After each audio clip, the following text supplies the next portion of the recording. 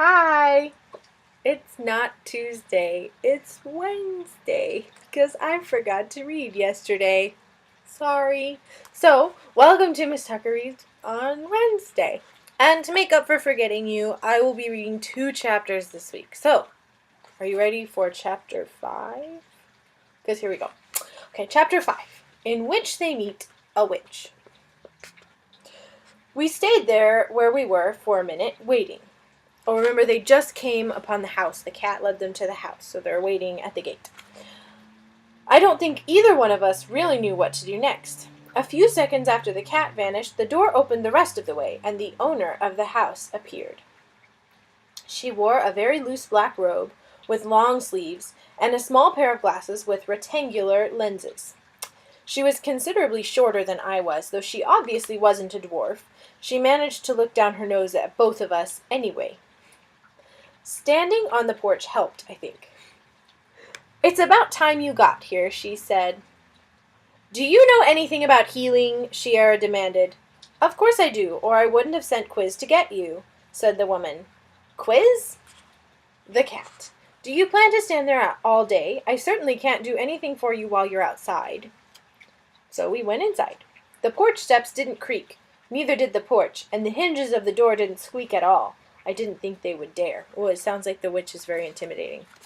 The inside of the house seemed to consist of a single, large, airy room full of cats. I counted 5 before I stopped. Several of the cats had furniture under them, and there was a table in the middle of the room and another door next to the stove in the corner. The woman in the black robe shooed 2 cats off chairs, and Shiera and I sat down at the table. Shiera looked at me. "You can put that stupid sword down now. No one is going to take it." "No." I didn't know why I wanted to hold on to the sword, and I didn't have enough energy to explain it if I had known. I just knew I wanted it in my hand. "Sword?" said the woman in black. "Oh, that sword. It's quite proper of you to keep it for now. If I may see your hand?" She came over next to me and examined my right arm while I carefully did not watch. Oddly enough, it didn't hurt when she touched it. After a minute or so, she nodded. "Just as I thought. This could have been very bad, but you got here in plenty of time." She went over to a cupboard by the stove and took out a piece of something that looked like dried vine. She brought it back to me and tied it around my arm, muttering something as she did.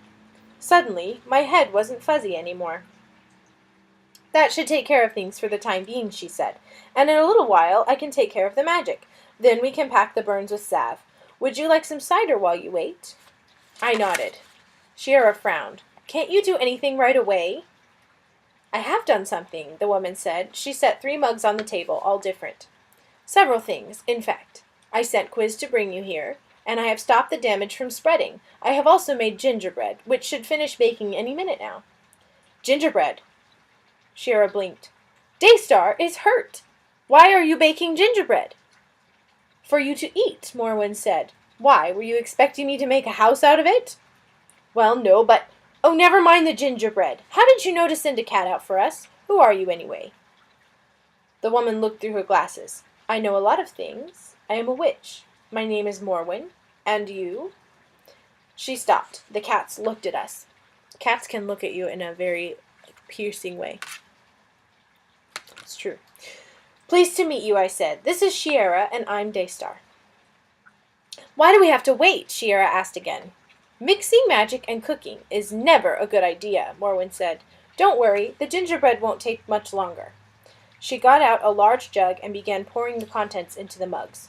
"There," she said as she set the jug down. "Help yourselves. I'll be back in a minute."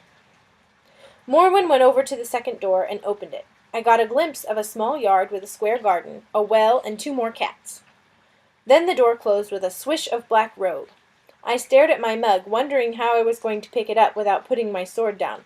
Then I heard a sniffle and turned my head. Shiera was not crying. Much. "What's wrong?" I said. "It's all my fault," Shiera said miserably. "If you hadn't been with me, you wouldn't have run into that wizard at all, and if I hadn't insisted on hiding that stupid staff, your hand wouldn't have gotten—" Her voice trailed off into snuffles. I sighed. "If you want my handkerchief, you'll have to get it out yourself," I said. "And it's probably still pretty wet, but you can have it if you want it." That made Shiera look like she really was going to burst into tears. Fortunately, just then the door opened and the witch came back in. When she saw Shiera, she set down the plant she was carrying and produced a large black handkerchief from somewhere inside her sleeve. "That's quite enough of that," she said, handing the handkerchief to Shiera. "It does nothing constructive. It makes everyone else feel bad, and it is extremely self-indulgent. Drink your cider. You'll feel much better." Just then, one of the cats made a loud noise, sort of a cross between a purr and a meow. Oh, my cat does that. It sounds like this.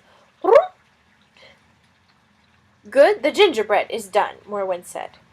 She got it out of the oven and gave us each a piece. Shiera looked much better by that time, even if she still didn't seem really happy. Morwen put a large pot of water on the stove, and then started sorting through the plants she had brought in. After a minute, she frowned. "2 sprays or 3, she muttered. "I suppose I'd better look it up." She put the plants down and went out again. A few seconds later she came back holding a book. I saw a room full of shelves behind her before the door closed. I blinked. My head didn't feel fuzzy, but I was sure that a minute ago that door had led out to the yard. I looked around the room, but there weren't any other doors except the one we'd come in through. Finally, I decided to ask. Excuse me, Morwen, but would you mind telling me where that door leads?" Morwen stuck a finger in the book and looked up. "Wherever I want to get to. What good is a door if you can't get somewhere useful by walking through it? Within reason, of course." She went back to the book. I thought about it for a minute. Then I decided not to think about it. I was afraid it was going to make sense. Instead, I looked at my cider and gingerbread. I was just about ready to put the sword on the floor so I could eat when Morwen set the book down next to the plants and looked over at me. "Daystar, you aren't— Oh, of course, you're still holding the sword." So she was about to ask, "You aren't eating your gingerbread," but of course, holding the sword. "No, don't put it down yet. This will only take a few more minutes."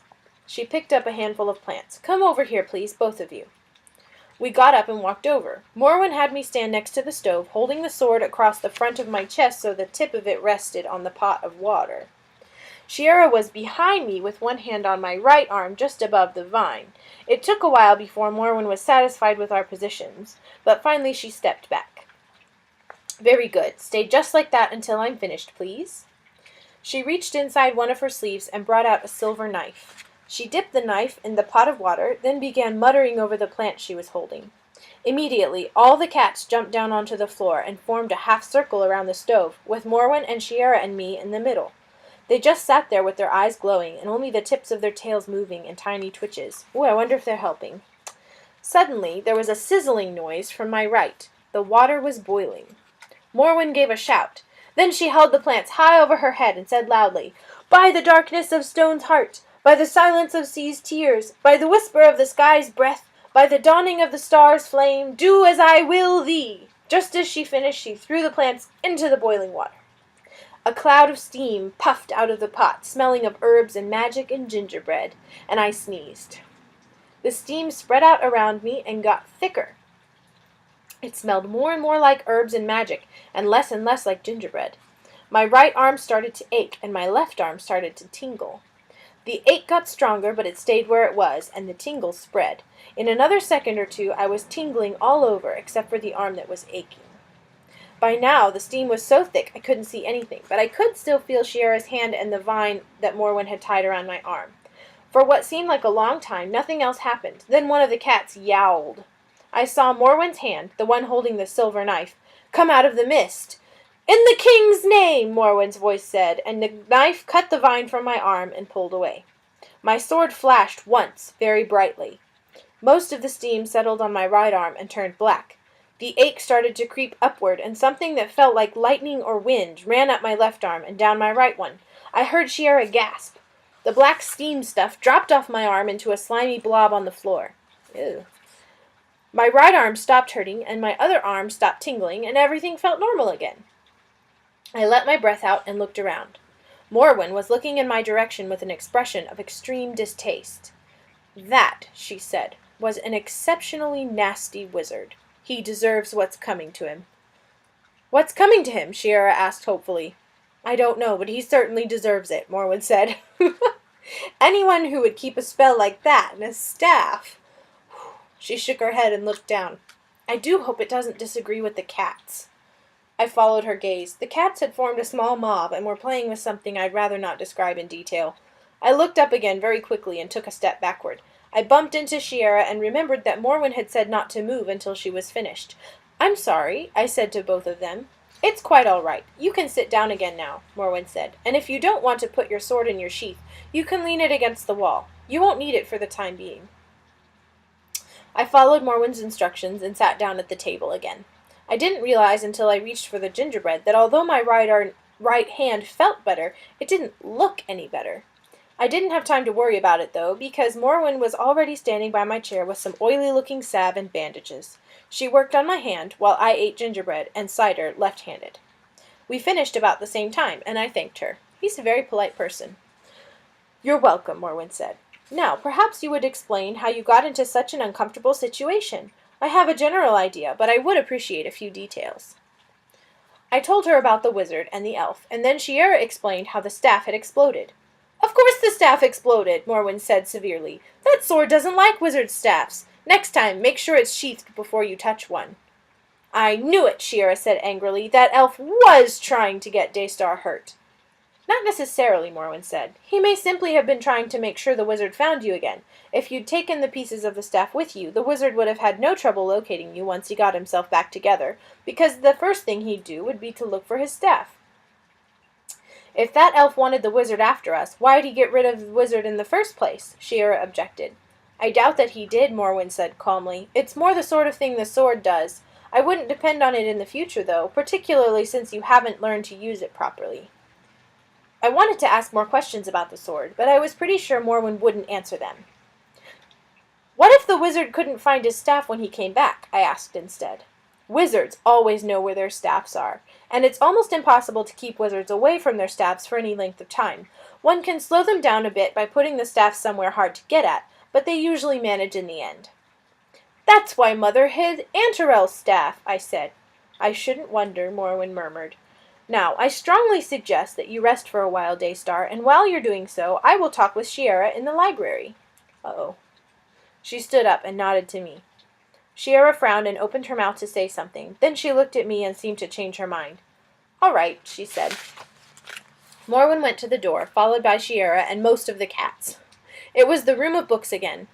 Trying to be careful of my bandaged hand, I lay down on a bench that had 3 cats on it before they went into the library with Morwen. That had 3 cats on it, before they had gone into the library with Morwen. I fell asleep almost immediately. When I woke up, I could tell by the way the sunlight was slanting in through the windows that it was late afternoon. There wasn't anyone else in the room except for the black and white cat who had led us to Morwen's house. It was sitting in the middle of the table, washing its tail. "Hello," I said, "and thank you very much for bringing Shiera and me here." The cat looked up briefly, decided I was uninteresting, and went back to cleaning its tail. That sounds about right. I shifted a little. The bench was hard. I felt much better than I had when I lay down. Then the back door opened. This time it was the door to the yard, and Morwen came in. "Good, you're awake. Shiera has been waiting for you." I sat up just as Morwen saw the cat on the table. She frowned at it. "Child of scorn," she said sternly, "you are not allowed on the table." The cat looked at Morwen. Morwen looked at the cat. After a minute, the cat jumped down to the floor, where it did its best to pretend that the floor was exactly where it had wanted to be all along. Morwen shook her head. "You'll have to excuse the Grand Inquisitor. He knows he did me a favor when he brought you here, and he's inclined to take advantage of it. I would have sent Cass, but I was afraid you wouldn't pay attention to her." "Cass?" "Cassandra." Morwen nodded at the small gray cat that I hadn't noticed before. "She has much better manners than Quiz, but she tends to be overlooked. Nobody overlooks Quiz." I studied the cats. They both ignored me. I glanced back at Morwen. "I don't think I thank you yet for fixing my arm." I wasn't really sure what else to call whatever she'd done.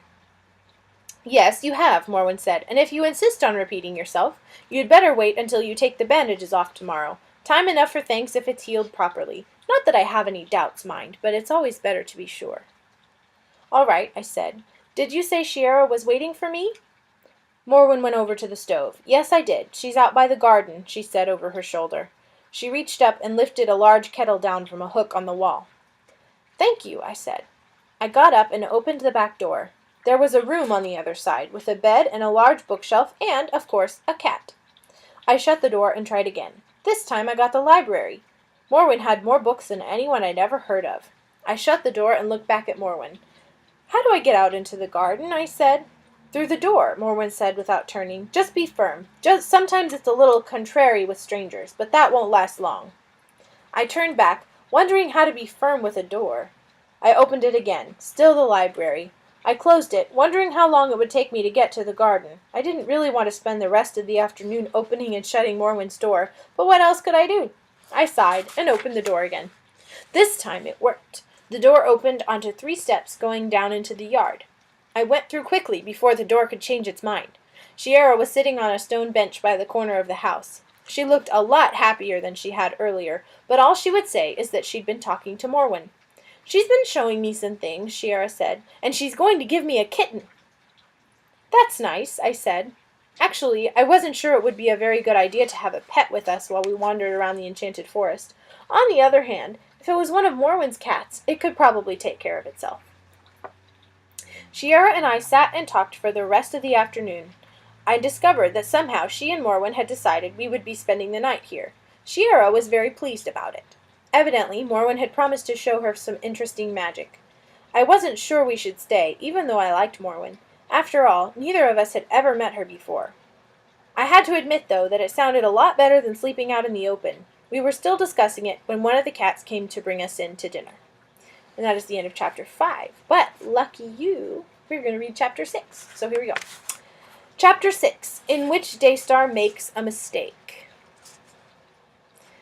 Dinner was a stew that smelled and tasted awfully good, though it didn't look like much. Morwen had made a large pot of the stuff. Half of it she put in a big pan and set on the floor for the cat, and the rest we ate. By the time we'd finished, we had decided to spend the night with Morwen and the cats. I was a little worried at first about what to do with the sword of the Sleeping King.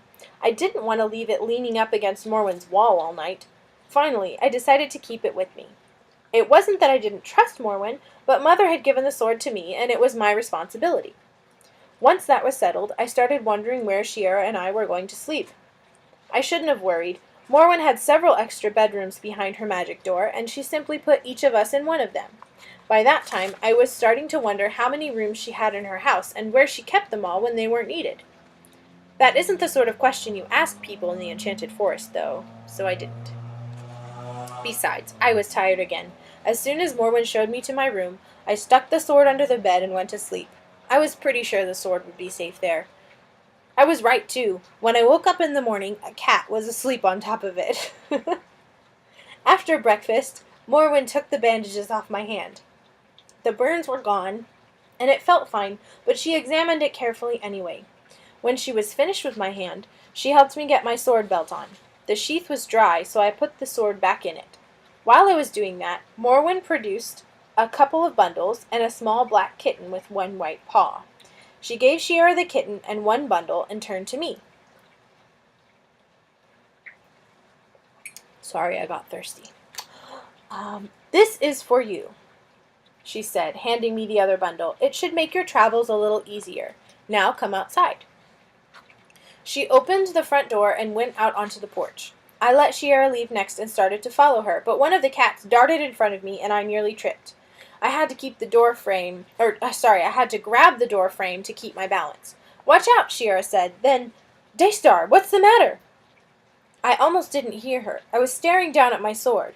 My hand had brushed it when I'd tripped, and I'd felt the tingling again, only this time there was even more of it.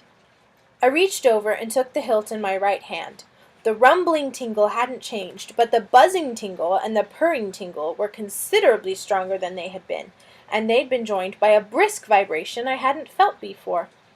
I concentrated on the new feeling, trying to figure out where it had come from, and found myself looking at Morwen. I looked back at the sword. I hadn't let go, and my arm was still tingling.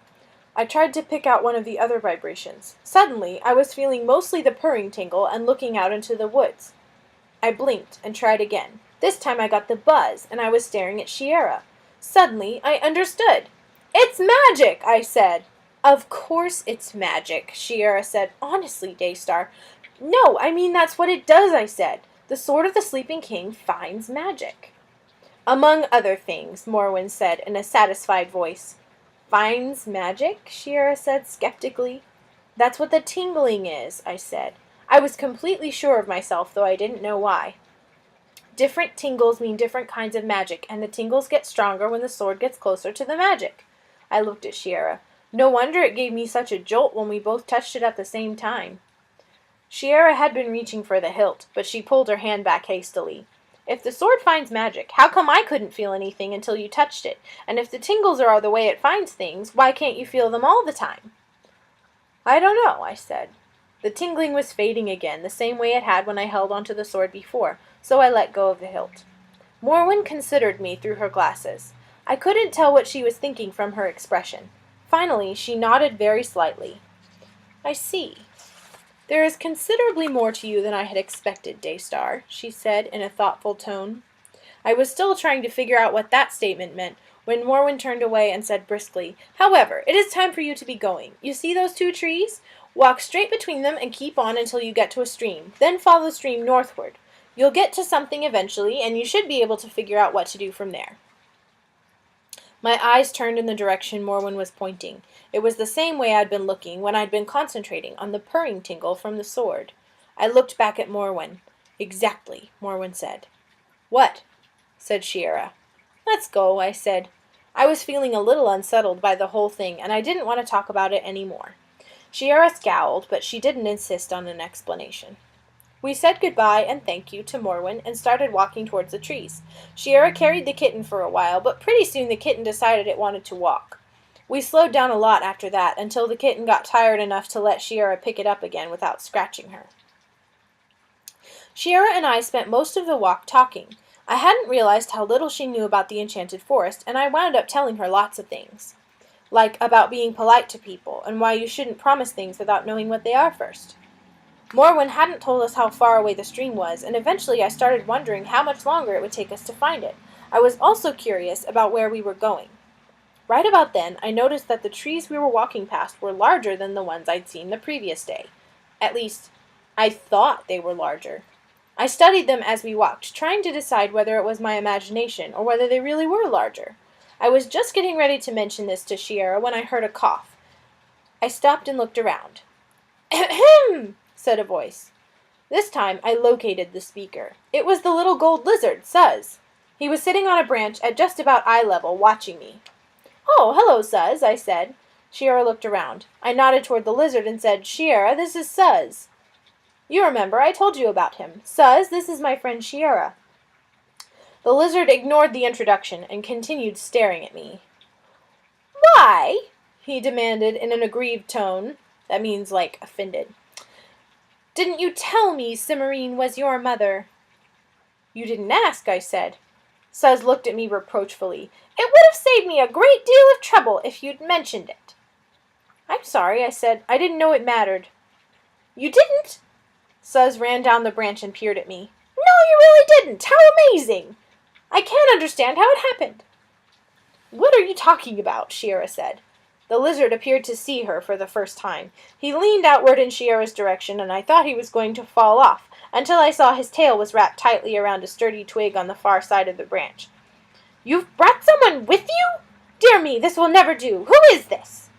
I've already introduced you once, I reminded him. You weren't listening. You did? Yes, of course you did.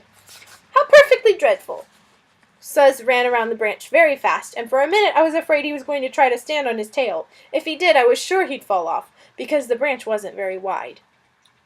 What's so dreadful? Shiera demanded. There's nothing wrong with me. No, of course there isn't.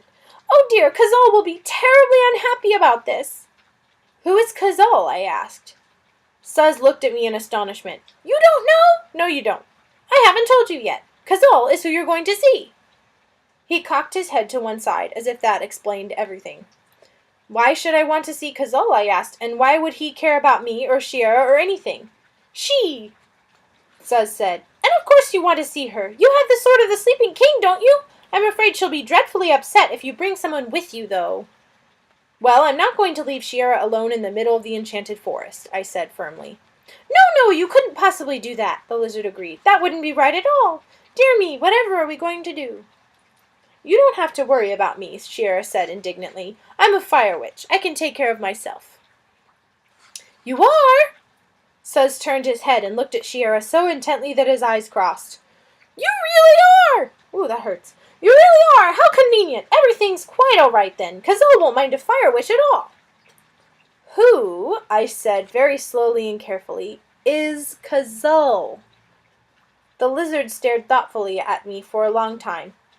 I don't think I ought to tell you any more, he said. You're quite safe, you really are, but it wouldn't do at all for Kazal to lose her temper with me. Oh dear, no. Quite safe? In the middle of the enchanted forest with wizards after us? Shiera said sarcastically. You're crazy. I am? No, I'm not at all. How very rude.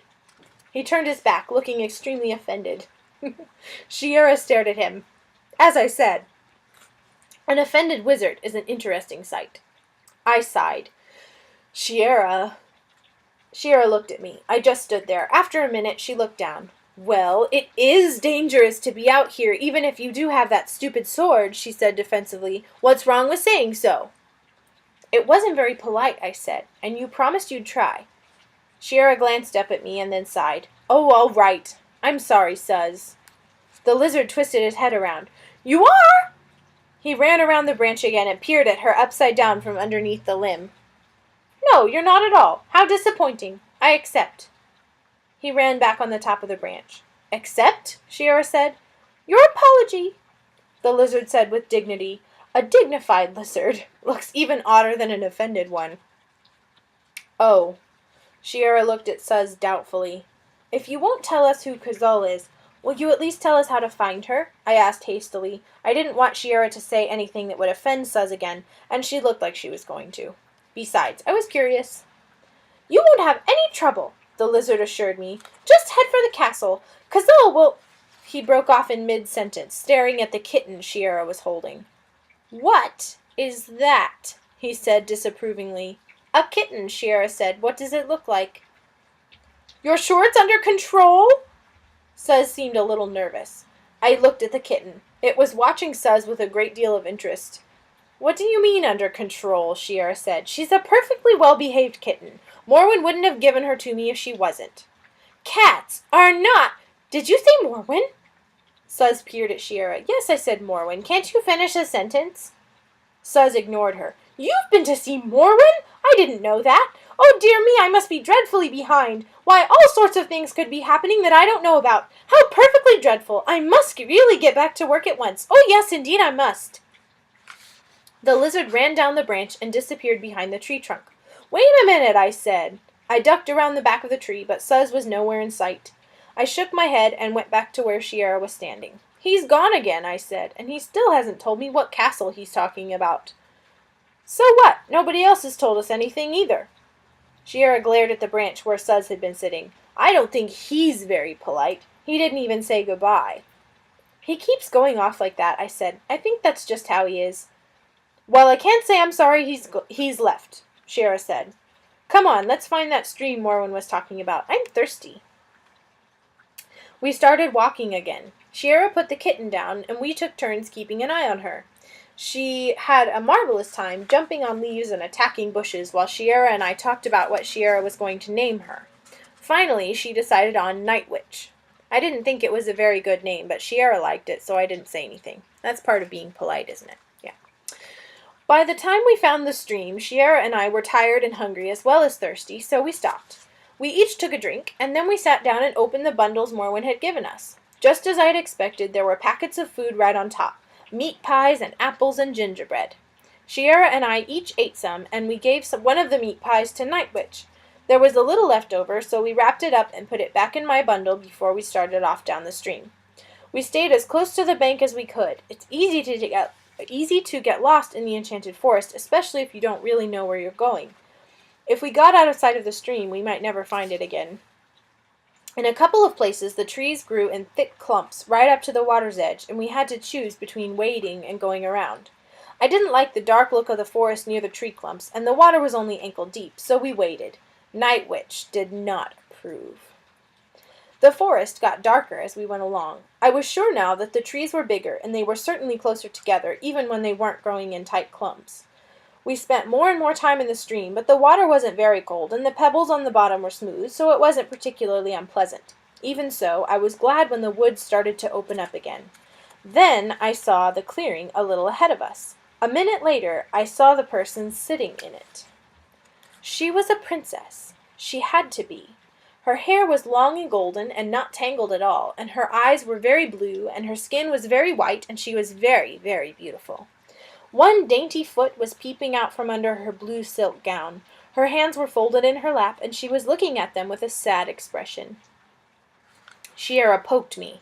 I realized I was standing in a stream with my shoes in one hand and Morwen's bundle in the other, and my mouth hanging open.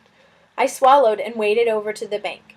I wanted to put my shoes back on before we got any closer. I had seen at least 2 princesses before that I knew of, but both of them were enchanted and hadn't looked at all like their usual selves when we met them. When I finished with my shoes, the princess, capital P, was looking in our direction. I stood up hastily and hurried toward her. Shiera frowned. As soon as I was within speaking distance, I stopped and bowed. The princess smiled sadly. "I bid you such poor welcome as I may," she said in a musical voice. "Alas, that I can offer you no refreshment, for I am in great distress." "I'm sorry to hear that," I said. "Is there anything I can do to help?" "I fear not," said the princess, "for you are as yet a youth. Alas, and woe is me, for I am in great distress." All right, so tell us about it," Shiera said. She sat down on the ground and looked at the princess expectantly. I frowned. I didn't think that was the proper way to address a princess, though I wasn't positive.